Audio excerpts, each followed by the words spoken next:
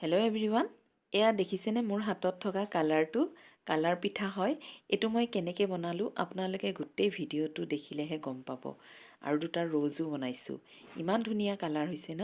আহকচোন দেখুৱাওঁ পিঠাটো মই কেনেকৈ বনালোঁ। গৰম পানীখিনি ধুনীয়াকৈ বইল কৰি ল'লোঁ, বেছি সময় উতলিব লাগিব। তাতে দিলোঁ নিমখ আৰু পিঠাগুড়িখিনি দি ধুনীয়াকৈ এটা ডো বনাই ল'লোঁ। খুব ধুনীয়া ছফ্ট ডো হ'ব লাগিব। আৰু এই ডোটো মই 3টা ভাগত ভাগ কৰি ল'লোঁ, কাৰণ মই ইয়াতে কালাৰ দিম। আৰু ইয়াতে মই ফুড কালাৰ ইউজ কৰিম, যিটো ফুড কালাৰ খাব পাৰি। কেকত ইউজ কৰে নহয়। ফুড কালাৰ বহুত ধৰণৰ আছে, কিন্তু সদায় খোৱা খোৱা কালাৰটোহে আমি ইউজ কৰিব লাগে। আৰু এটা দিলোঁ ব্লু কালাৰ আৰু ৰেড কালাৰ। গোটেইখিনি ৰেডি কৰি ল'লোঁ। এতিয়া মই এটা হোৱাইট কালাৰটো মই ধুনীয়াকৈ সৰু চাই বেলি ল'ম। অকণমান দীঘলকৈ বেলিব লাগিব, কাৰণ মই ৰেড কালাৰ এটা ভিতৰত ভৰাই দিম। নহ'লেনো আমাৰ ভিতৰৰ কালাৰটো কেনেকৈ আহিব। চাওক, এনেকৈ ধুনীয়াকৈ ৰোল কৰি ল'লোঁ।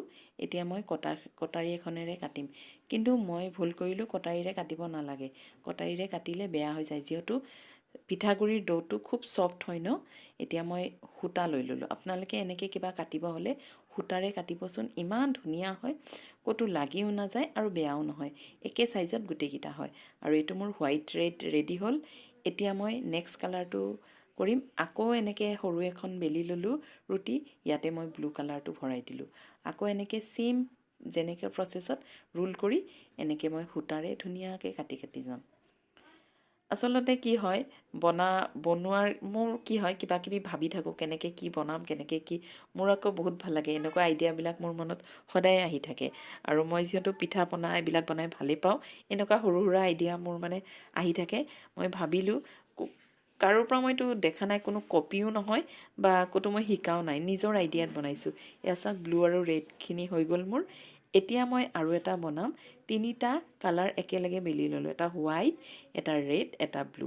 এতিয়া এই 3টা একেলগে ভাজ কৰি আকৌ ৰাউণ্ড কৰি দিলোঁ। এতিয়া মই ভাবিলোঁ, মাজত এটা কালাৰ দিছিলোঁ, এতিয়া মই 3টা কালাৰ হোৱাকৈ বনাম। চাওক কিমান ধুনীয়া কালাৰ হৈছে, দেখিছেনে? বিস্কুটবিলাকত থাকে নহয় এনেকুৱা কালাৰ। যদি আপোনালোকে ভিডিঅ'টো নাচায়, তেতিয়াহ'লে গমেই নাপাব যে মই পিঠাটো কেনেকৈ বনালোঁ। বহুতে ভাবে 3টা কালাৰ কেনেকৈ, বহুত বেছি ধুনীয়া হয় আৰু খাবলৈ বহুত ভাল হয়। এয়া হৈ গ'ল মোৰ ৰেড কালাৰ, ব্লু কালাৰ আৰু ৰেড ব্লু হোৱাইট 3টা কম্বিনেশ্যনৰ মই বনাই দিলোঁ। এতিয়া বনাম মই ফ্লাৱাৰকেইটা। আৰু সেই যে 3টা কালাৰ দি থৈছিলোঁ, সেনেকুৱাৰে লৈ পেলাই মই 3খনকৈ ৰুটি সৰু সৰুকৈ বনাই ল'ম। 4খন বনাই লৈছোঁ। এটাৰ ওপৰত আধা আধাকৈ এৰি যাম আৰু মাজতে কটাৰীখন দি কাটি দিম। আৰু চাওক, কাটি দিয়াৰ পিছত এনেকুৱাকৈ ৰাউণ্ড কৰি দিবচোন। কিমান ধুনীয়া ফুল হৈ গৈছে, দেখিছেনে? আৰু পাহিকেইটা এনেকৈ ছাইডৰ পৰা মেলি দিব। কিমান ধুনীয়া ৰ'জ হৈ গ'ল। এনেকৈ বনাব পাৰি।